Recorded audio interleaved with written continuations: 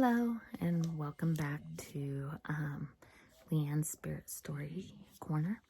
I am not in a hotel tonight. I am actually home.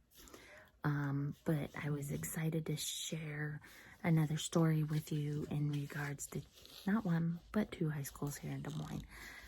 First, let me apologize if you hear any snoring. It is my dog that is below me right now. Snoring. I try to get her to stop sometimes. So the first school I'd like to talk about is Lincoln High School. It's located at Southwest 9th and Bell Avenue on the south side of Des Moines. Lincoln's a pretty big school. When I was there, I actually worked there from 2004 to 2011. The enrollment was about 2,000, I think. Maybe a little bit under that. So it's a big school. During that time, there was a lot of construction going on. However, because basically the front of the building is on the historical registry, they can't touch it. I mean, they can make improvements, but I didn't understand it all when I was working there, so I'm not even going to try to explain it, but I just know they can touch some things and not some things. But the auditorium is the big, where the spirit lives, I guess. So the spirit is there in the balcony.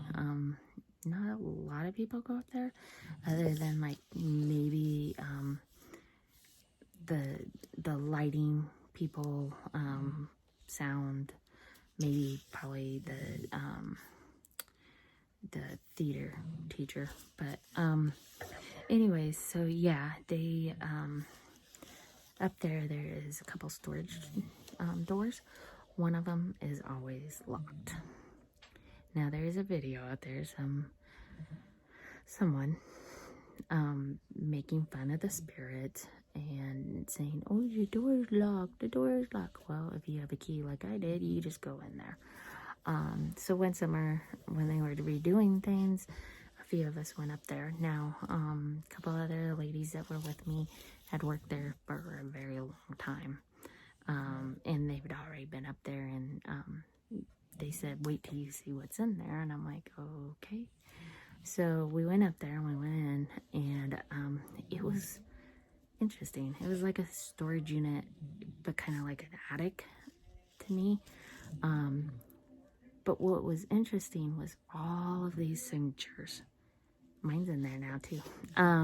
All these signatures from different people at different times. It was really cool. I didn't feel anything in there other than happiness, and it was really cold. Not real cold, but cooler, because it was the middle of summer, so it was freaking hot. So we looked around, and the earliest signature I could find was 1929. And I wish I could remember the person's name, but I know it was a guy. And so I didn't experience anything other than that. But people have experienced this spirit making noises up there, flickering lights, messing with the sounds. For some reason, it likes to do that. People have heard it walking around. People have been touched on like the shoulder by it. It's not a mean spirit. It's not a bad spirit. But I've tried to look up to see if anybody had passed away. Nothing. So I'm not really sure who the spirit is. But if you did go to Lincoln High School and you did experience paranormal activity in the auditorium, please comment below. I'd really appreciate some stories out of this. The other one is Roosevelt High School. Roosevelt is located at Polk Boulevard and 235 basically. It's again another fairly big school. There's actually 3 parts to this school story. The first one is a East Boys bathroom. It has been shut down for a very long time. and it was used for storage. But in the 2007-2008 year, they decided to reopen it and use it. So people started hearing disembodied voices out of there. They have gotten chills going in there when it's like really hot outside. One story I read was a janitor was doing his nightly cleaning, heard someone coughing in there. Thought, oh, great, a student's come in here to, mess with something. He goes in there, nobody's in there. But then he hears footsteps going out the bathroom. I really haven't found anything about who it is in that bathroom, but a lot of people have commented on different things I read, saying that they had experienced some kind of paranormal activity in that bathroom since they opened it. So with that, we'll go to the second paranormal thing. Paranormal activity is the tower. The tower is actually located on the west side of the building. Now, this is an interesting story. I never found a name linked to this spirit. However, I do know, they do know it's a female.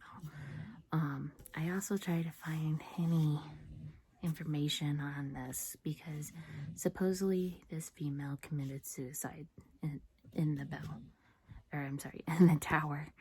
And there's stories that either she hung herself, there's stories that she jumped. Not sure, but she is there. They have heard her voice. They hear her walking around. Again, not a mean spirit, just there. And if you know of anything or have a name connected to her, please comment below because I would love to know more about her. And then the auditorium. What is it with auditoriums? They freak me out. Sorry. I've been in enough that when I have to set up my set and stuff, I see things that I shouldn't see. So this auditorium actually has a spirit named Leslie Chambers, aka Les. He was a student at Roosevelt, and on October 10th in 1960, he was doing a play or a production, and he collapsed during it, and unfortunately passed away. He had an underlying heart condition that I guess they didn't know about. He died 6 days before his 16th birthday. He is still there. He is listed on all the cast and crew list. And I'm sorry, I'm reading notes. Sorry. And it's become a tradition that he has to be listed. So he's listed in every production, I guess. I would love to see this.